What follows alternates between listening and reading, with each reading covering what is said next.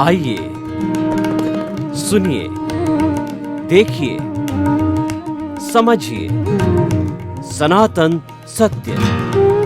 जैसी दृष्टि वैसी सृष्टि, दृष्टि विज्ञान। कुदरत, कुदरती रचना एवं कुदरत के कानून से शाश्वत सुख की प्राप्ति। जोधपुर के परम पूज्य महात्मा उपासक प्रोफेसर डॉक्टर सोहन राज तातेड़ के निर्देशन में सनातन सत्य। जैसी दृष्टि वैसी सृष्टि, दृष्टि विज्ञान।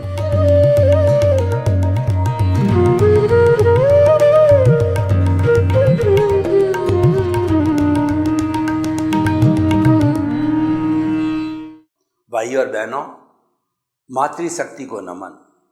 आज का हमारा सुंदर विषय है निज दोष दर्शन से जगत निर्दोष। यानी जब हम अपने दोष देखने लग जाते हैं, अपनी बुराइयां, अपनी गलतियां, अपने फॉल्ट्स देखने लग जाते हैं, तो दुनिया हमको निर्दोष नजर आने लग जाती है। उदाहरण के तौर पर देखिए, एक अंगुली मैं आपकी तरफ कर रहा हूँ, यानी मैं आपकी छिद्रान्वेषण कर रहा हूँ, आपके दोष निकाल रहा हूँ, तो बाकी की 3 अंगुलियाँ और चौथा अंगूठा मुझे निर्देश देते हैं कि तुम्हारे भीतर तो इससे बहुत अधिक जो है दोष भरे पड़े हैं, बुराइयाँ भरी पड़ी है, अवगुण भरे पड़े हैं, तुम उनको देखो, तुम्हारे को फायदा होगा। और यूँ हम देखें कि दूसरे के दोष देखने से हमें क्या फ़ायदा होना है। दूसरे के दोष देखेंगे तो हमारे भीतर के दोष जो है और बढ़ेंगे, क्योंकि दोष दोष को मल्टीप्लाई करता है, राग द्वेष को मल्टीप्लाई करता है, बुराई बुराई को मल्टीप्लाई करती है, अच्छाई अच्छाई को मल्टीप्लाई करती है। हम आपको इतनी सारी चीज़ें अच्छाई की क्यों बताते हैं? क्योंकि मानव प्रकृति भूलने योग्य होती है, वो हर क्षण भूलता रहता है। इसलिए बार बार हमें आचार्य लोग, संत लोग, ऋषि मुनिषि हमें अच्छी अच्छी बातें, अच्छे संस्कार देते हैं। और आपने क्या कभी देखा कि बुरे संस्कार किसी को देने के लिए ट्रेनिंग देनी पड़ती है, बताना पड़ता? वो तो जन्मजात लेकर के आता है। हमारे इस हृदय के अंदर कुरुक्षेत्र है, जिसके अंदर अच्छाइयाँ बुराइयाँ दोनों साथ रहती। जो कौरव है वो बुराई है और पांडव है अच्छाई है, दोनों के बीच में युद्ध हर क्षण चलता रहता है। अगर अच्छाई जीत जाती है तो हम अच्छे कार्य करने लग जाते हैं, अच्छे इंसान बन जाते हैं। और बुराई जो है अगर हमारे पे हावी हो जाती है तो हम जो है बुरे व्यक्ति बन जाते हैं, और धीरे धीरे हम एक जो है अपराधी के रूप के अंदर, आतंकवादी के रूप में, लुटेरे के रूप में भी बन सकते हैं। सारे लोग ऐसे ही बनते हैं, संस्कारों से बनते हैं। देखिए, एक वृत्ति होती है, एक प्रवृत्ति होती है और एक प्रकृति होती है। वृत्ति का मतलब कोई एक्शन करना। एक बार आपने झूठ बोला, ये वृत्ति हो गई। आपने 2 बार, 3 बार, 4 बार, 5 बार झूठ बोला और झूठ बोलने के लिए आपकी आदत टाइप पड़ गई, तो ये प्रवृत्ति हो गई। और ये प्रवृत्ति आप रेगुलर करते रहो, कई महीनों और तक करते रहो, तो ये आपकी प्रकृति, यानी आप झूठे बन जाओगे। और इसी तरीके से व्यक्ति डाकू बनते हैं, लुटेरे बनते हैं, आतंकवादी बनते हैं, अपराधी बनते हैं, मिलावटी करने वाले बनते हैं, शराबी बनते हैं, शराब बनाने वाले बनते हैं। तो इसीलिए हमें पहली वृत्ति जब हो उस पे अंकुश करना चाहिए। पहला कदम जब रखा जाता है तो वह हमारे चलने की नींव लगती है। तो पहला कदम सही दिशा में या गलत दिशा में, हमको पूर्व में जाना है और आपका मुख है पश्चिम दिशा में। पहला कदम आपने पश्चिम दिशा के अंदर रख दिया तो आप किस तरीके से अपने गंतव्य को पार करोगे? नहीं कर सकते। तो कहने का अर्थ यह है कि हमें अपने दोष देखने चाहिए।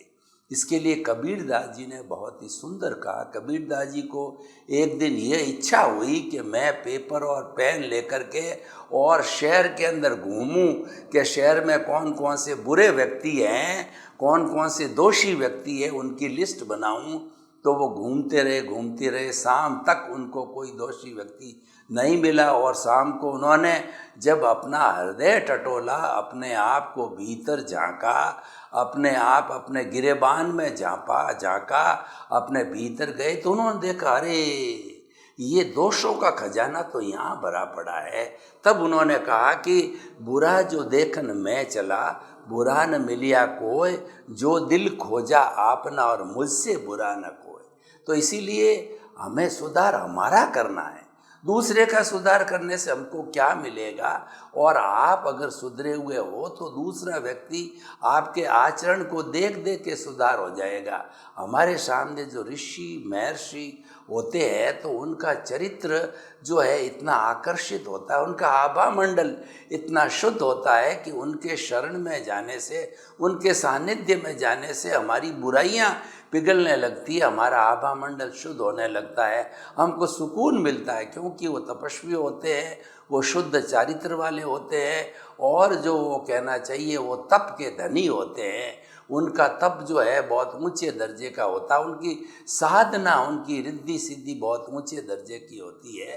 तो इसलिए भाई और बहनों, आज का जो हमारा विषय बताता है कि इस दुनिया में किसी व्यक्ति को दोषी मत देखो, और दोषी नहीं देखने के साथ साथ में और भी इनके सहयोगी तत्वों को जोड़ो कि इस जगत का कोई भी प्राणी दोषी नहीं है, वह निमित्त है, निर्दोष है, अकर्ता है और शुद्ध आत्मा स्वरूप है।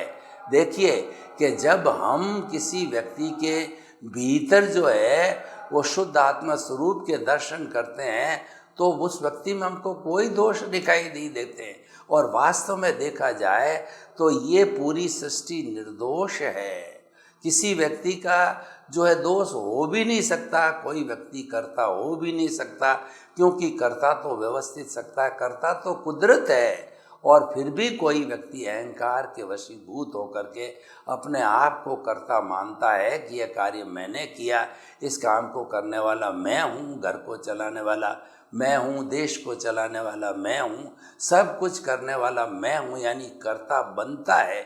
जबकि वो अकेला व्यक्ति मात्र निमित्त होता है, लेकिन वो प्रमादवश, वो अज्ञानवश और वो अहंकारवश कर्ता बनता है। तो उसी क्षण जो है वो अपने कर्मों का सृजन करता है, और उसी कारण से वो जन्म जन्मांतर के अंदर भटकता आया है और भटकता रहेगा, और इस मानव जीवन का कोई सार नहीं निकलेगा। अगर इस मानव जीवन का जो वर्तमान में आपको मिला है इसका सार निकालना चाहते हो, आप जो है ज्ञानी पुरुष की मदद से अपना पद बदल दो, अकर्ता पद पे आ जाओ। आप जो है कर्ता पद छोड़ के अकर्ता पद पे आ जाओ, तो आपको जो गुरु होगा, आपका जो ज्ञानी पुरुष होगा, वो आपको जो है वो आत्म पद के ऊपर बिठा देगा और आपका विकास होता रहेगा, और आप आने वाले भवों के अंदर परमात्मा बन सकते हो। परमात्मा बनने का आपको रास्ता जो है दिखा देता है, और आपको जो है आपके भीतर जो है ज्ञान की लौ जला देता है, ज्ञान का दीपक जला देता है।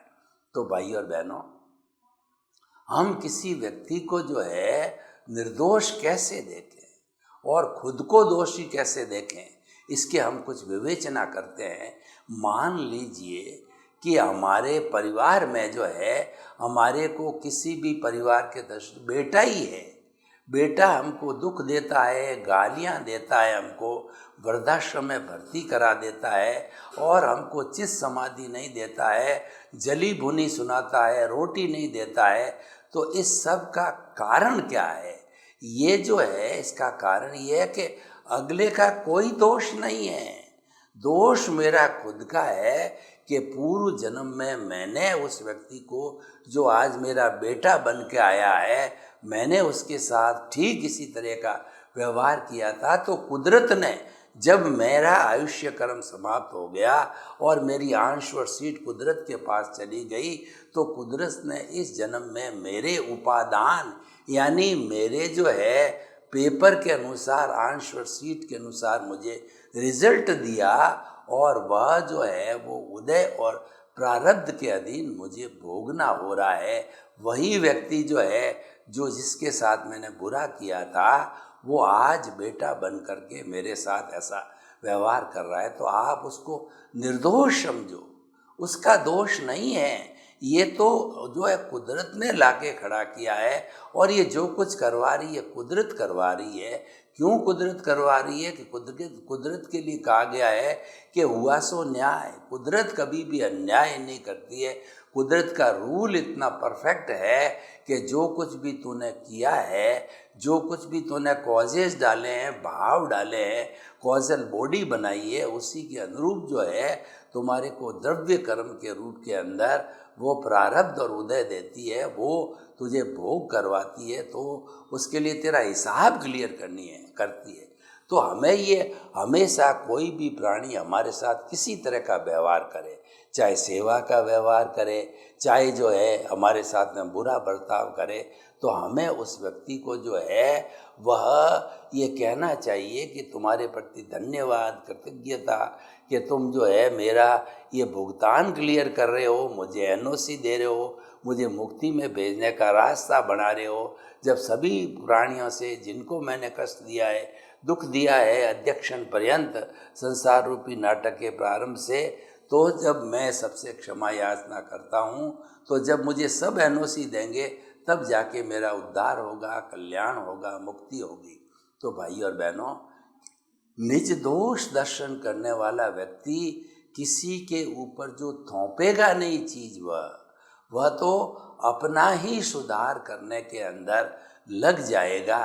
क्योंकि निर्दोष दर्शन से हमको मालूम पड़ जाता है कि ये जो है मेरा किया हुआ ही मेरे सामने आ रहा है, मेरे कर्मों की वजह से ही ऐसे संजोग मिले हैं जो कि कुदरत ने जुटाए हैं, तो मुझे तो वह भुगतना ही पड़ेगा और इसके अंदर कोई दूसरा काम नहीं कर सकता। तो इस तरीके से जो है ये हमारे सारे उदय और प्रारब्ध के अधीन जो है वो हमारी कार्रवाई होती है। अब आप देखिए कि हम जो है वो किसी व्यक्ति को जो है निर्दोष कैसे देखें। निर्दोष देखने का अर्थ ये कि एक जेब कतरा है जो कि जेब काट रहा है, हमारी नज़र उसके ऊपर चढ़ गई, उसने फला व्यक्ति का जो है जेब काट करके पर्स निकाल दिया, तो फिर भी आप जो है उसको निर्दोष, निमित्त, अकर्ता और शुद्ध आत्मा समझो। क्योंकि वह कर क्यों रहा है? वो अपने कर्मों के अधीन कर रहा है। उसकी अकेले की कोई ताकत नहीं है कि वो किसी की जेब काट सके। अगर हिसाब है अगले के साथ में, अगले ने उसने वैसा व्यवहार किया है, तो पुनः वो इसके साथ वैसा व्यवहार करेगा और वह लेन देन जो है उनका हिसाब किताब क्लियर हो जाता है। तो हमें तो उस व्यक्ति को जो है निर्दोष रूप में समझना चाहिए। यह बात दूसरी है, अगर हम ऐसी जो अनैतिकता की बातों को टॉलरेट करते रहेंगे तो समाज के अंदर जो है बहुत बड़े अवगुण पैदा हो जाएंगे। तो उसके लिए हमें उस व्यक्ति को जो कि ऐसे अनैतिक कार्य कर रहा है उसका हृदय परिवर्तन करना चाहिए, उसको समझाना चाहिए कि भाई ये कितना रिस्की मामला है। कोई भी पुलिस पकड़ के आपको जेल में भेज सकती है, लंबी उम्र कैद तक भी हो सकती है, और आप अगले व्यक्ति को कष्ट भी दे रहे हो और समाज में ये घृणित कार्य है। और ये पैसा आप जो जेब काट के ले जा रहे हो, अनैतिकता का पैसा है, ये पैसा टिकेगा भी नहीं, आपके भीतर अशांति पैदा करेगा, आपके भीतर बीमारी पैदा करेगा। और यही पैसा अगर आपने अपने परिवार में उपयोग ले लिया तो सभी परिवार के लोगों को ये बर्बाद करेगा। जब सभी कोण से, सभी दृष्टिकोण से हम उसको ये बात बताते हैं तो ये बात उसके समझ में आ जाती है, उसका हृदय परिवर्तन हो जाता है कि अनैतिक कार्य है, मुझे हर तरीके से जो है नुकसानदायी है, तो वो उस कार्य को छोड़ देता है और छुड़वाना भी चाहिए।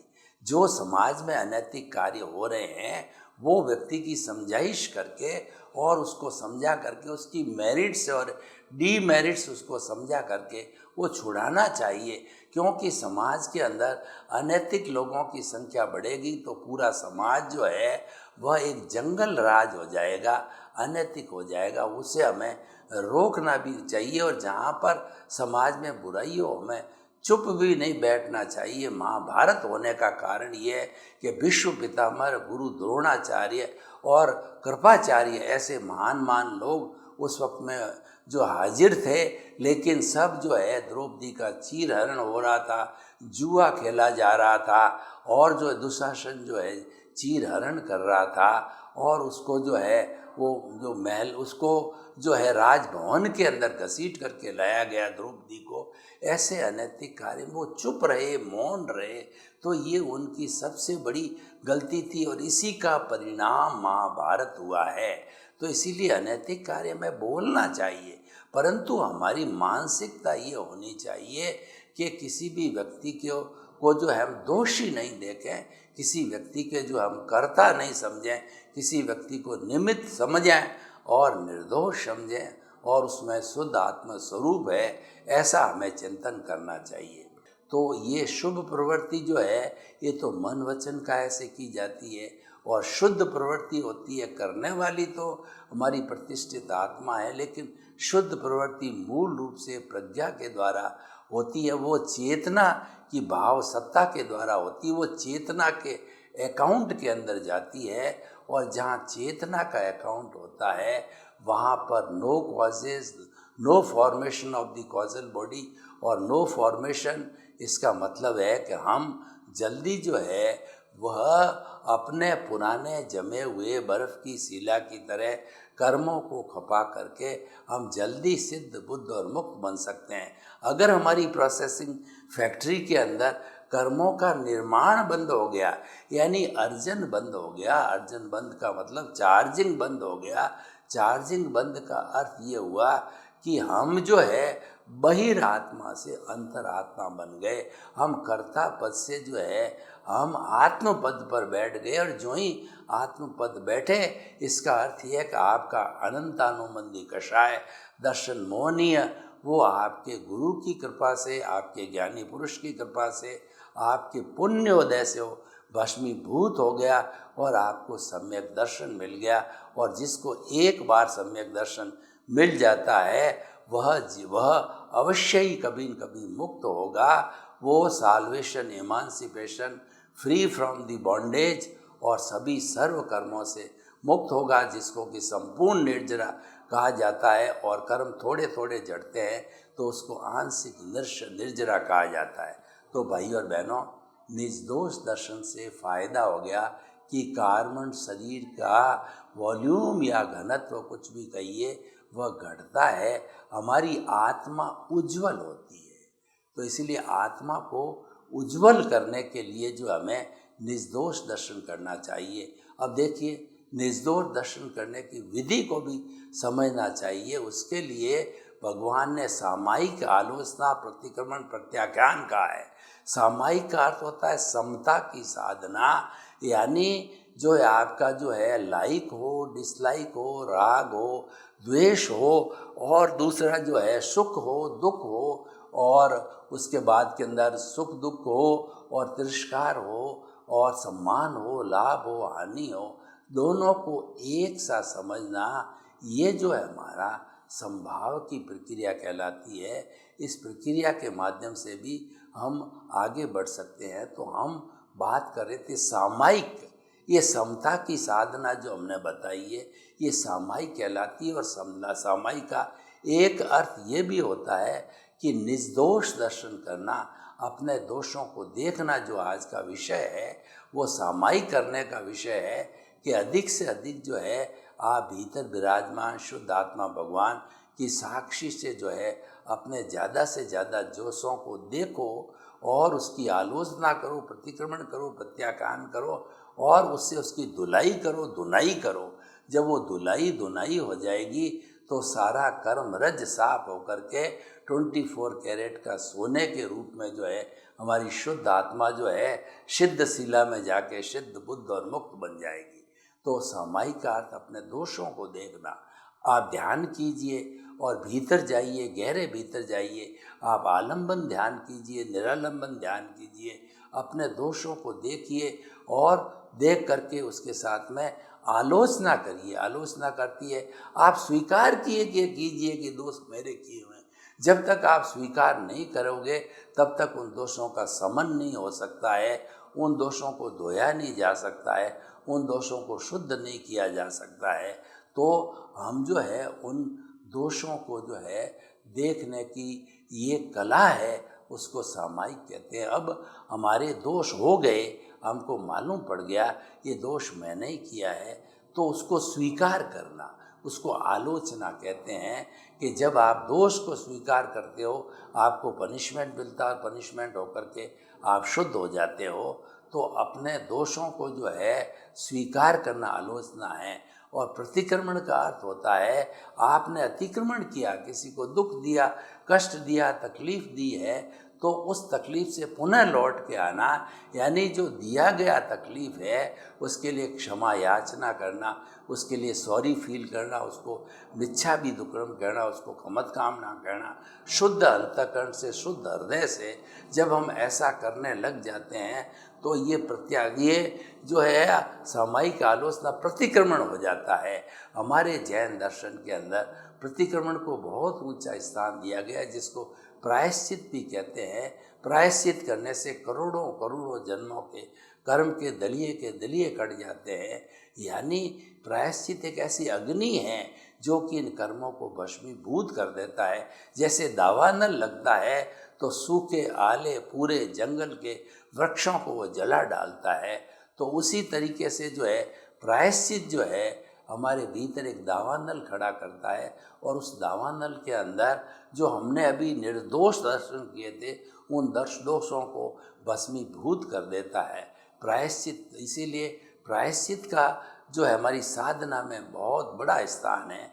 और विनय का अर्थ होता है कि गुणी जनों के प्रति और जो नव पंच परमेष्टि के प्रति जो है वह अच्छी भावना रखना, ये जो है विनय कहलाती है। और जिस व्यक्ति के अंदर एक विनय का गुण आ जाते हैं तो वो विनय गुणों की खान होती है, सारे गुण भी वहाँ आकर के इकट्ठे हो जाते हैं। इसीलिए हमें प्रायश्चित विनय वैयावृत्य का अर्थ होता है कि कोई ग्लानी प्राणी है। साधुओं के लिए तो जो है वो बुजुर्ग साधु, बीमार साधु और ग्लान साधु, उनकी सेवा करना। और गृहस्थों के लिए कोई भी व्यक्ति जो है वो बीमार अवस्था में है तो उनकी सेवा करना अग्लान भाव से, वो हमारा जो विनय वैयाव्रत कहलाता है। और प्रायश्चित विनय वैयाव्रत स्वाध्याय, खुद का अध्ययन करना कि मैं कौन हूँ, मेरे क्या गुण हैं और मैं जो है वो मेरा स्वरूप क्या है, मैं कौन हूँ, मुझे कहाँ जाना और मैं कहाँ से आया हूँ, इन सब की शोध करो, इन सब का जो है पता करो, तो स्वाध्याय कहलाता है खुद का अध्ययन करना। और खुद के अध्ययन के अंदर हम अपने आप को जानने लग जाते हैं, अपने स्वरूप में रमण करते हैं। और जब हम स्वरूप में रमण करने लग जाते हैं तो हमारी मुक्ति बहुत नज़दीक होती है। संपूर्ण रूप से जो है हम जागृति करके और अनुभव बढ़ा करके अपने स्वरूप में आ जाते हैं, जिसको 360 डिग्री का जो है केवल दर्शन होता है पहले, बाद में केवल ज्ञान होता है दूसरे जन्म में परिणति के रूप के अंदर। तो वैसा व्यक्ति जो है ये स्वाध्याय करने से स्वरूप की प्राप्ति करने में अपने आप को प्राप्त कर लेता है, तो फिर कुछ भी प्राप्त करना शेष नहीं होता है। तो इसीलिए जो है ये हमने सारा आपको बताया। विनय वैयाव्रत स्वाध्याय, ध्यान और व्युत्सर्ग, आलंबन ध्यान, निरालंबन ध्यान, शुद्ध आत्मा का ध्यान किया जाता है जिसमें कोई आलंबन नहीं होता है कि मन वचन काया से मुक्त ऐसा मैं शुद्ध आत्मा हूँ। ऐसा निरालंबन ध्यान करते करते हम जो है अंत के अंदर जो है मुक्ति की अवस्था तक पहुँच सकते हैं, जिसको कि व्युत्सर्ग कहा जाता है।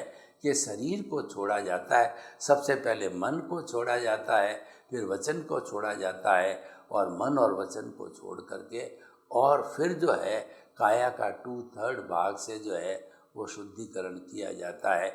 एक सिंबॉलिक रूप से 2/3 की अवगाहना होती है जो कि सिद्ध शिला में होती है।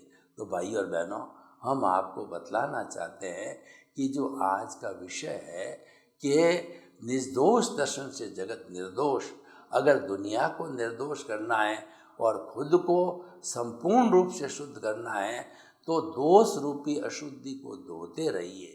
जब आप इसको किसी गंदा कपड़ा है और उसको पावरफुल डिटर्जेंट से धोते रहोगे तो वो एकदम साफ हो जाएगा। सोना है उसके अंदर, अगर कुछ अशुद्धि है उसको तपाया जाए तो सोना तप करके कुंदन बन जाता है, वह अशुद्धि निकल जाती है। तो उसी तरीके से हमारे कार्बन शरीर को तपाना, यानी कार्बन शरीर के भीतर जो दोष भरे पड़े हैं, कार्बन शरीर के भीतर जो राग द्वेष है, वो जब तपने लग जाएंगे तो तपते तपते वो कार्बन शरीर हमारी आत्मा से अलग होने लग जाएगा। संपूर्ण रूप से जब अलग हो जाएगा तो संपूर्ण निर्जरा होने पर हम अपने संपूर्ण अस्तित्व की प्राप्ति कर सकते हैं। तो हमें ऐसी स्थिति के अंदर पूरा जगत है वो निर्दोष दिखाई देता है, और जब किसी व्यक्ति को पूरा जो जगत निर्दोष दिखाई देने लग जाता है तो उस व्यक्ति को अपने गंतव्य शाश्वत सुख के पाने के अंदर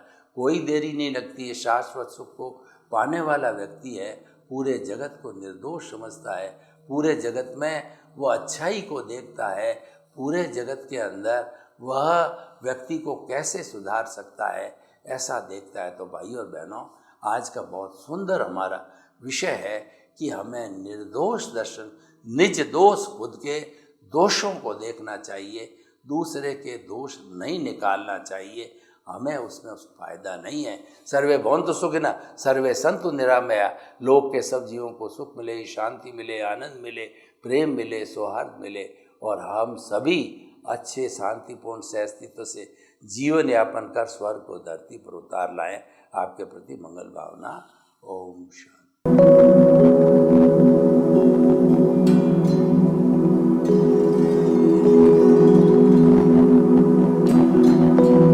एक ऐसा अंतर्राष्ट्रीय ख्याति प्राप्त मानव जो गुरु प्रेरणा से पिछले 20 वर्षों से वानप्रस्थ जीवन जीते हुए 24 घंटे मानवता की सेवा में संलग्न है। एक ऐसा मानव जो अभी राष्ट्रीय, अंतर्राष्ट्रीय टीवी चैनलों पर 7,500 एपिसोड के माध्यम से सनातन सत्य, आत्मविज्ञान एवं पुनरुत्थान, व्यवहार एवं निश्चय जगत के जीवनोपयोगी विषयों पर हृदय स्पर्शी प्रवचन कर चुका है। उस मानव का नाम है महात्मा उपासक प्रोफेसर डॉक्टर सोहन राज तातेड़। प्रोफेसर तातेड़ द्वारा योग, दर्शन, शिक्षा विषयों पर रचित पीएचडी स्तर के 250 शोध ग्रंथ भारत के 100 प्रतिष्ठित विश्वविद्यालयों में शोधार्थी पढ़ रहे हैं तथा वे सभी शोध ग्रंथ वहां की सेंट्रल लाइब्रेरियों में उपलब्ध हैं। महात्मा सोहन राज ने अभी तक हजारों स्कूलों, कॉलेजों, विश्वविद्यालयों एवं संस्थाओं में सेमिनार, वर्कशॉप, कैंप लगाकर लाखों विद्यार्थियों को योग, दर्शन, शिक्षा का प्रशिक्षण देकर उन्हें सुसंस्कारित किया। डॉक्टर तातेड़ ने भारतीय संस्कृति उत्थान के 4000 से अधिक समसामयिक विषयों पर आर्टिकल लिखकर ऑनलाइन जर्नल, पत्रिकाओं, वेबसाइट्स पर प्रकाशित किया, जिसका उपयोग लाखों पाठक कर रहे हैं। उपासक तातेड़ के 5000 से अधिक आज का सुविचार, आज का शुभ संदेश, आज का मंगल भावना योग आदि चिंतन websites, Twitter, blogger, Facebook, YouTube माध्यमों से लाखों लोग अपना जीवन निर्माण कर रहे हैं। मानवता के मसीहा ऐसे महामानव महात्मा सोहन राज तातेड़ के प्रोफाइल को अभी तक विश्व के 20 लाख दर्शक यूट्यूब पर, 12 लाख गूगल पर एवं लाखों दर्शक फेसबुक, ब्लॉगर, ट्विटर और इंस्टाग्राम पर देख चुके हैं।